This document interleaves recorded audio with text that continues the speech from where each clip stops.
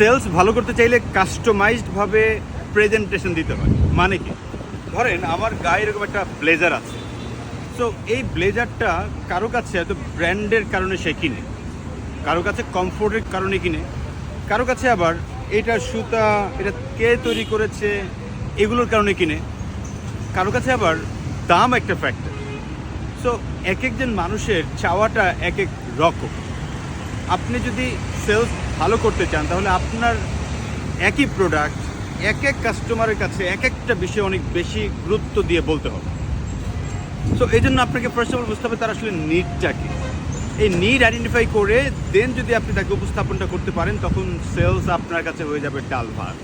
ইয়াস, একটাই বলতে চাই, আজকের পর থেকে আপনার প্রোডাক্টকে কমনলি না বলে এক এক কাস্টমারের প্রয়োজন বুঝে সেই বিষয়টাকে ফোকাস করে বলেন, তাহলে দেখবেন বিক্রি অনেক বেড়ে গেছে।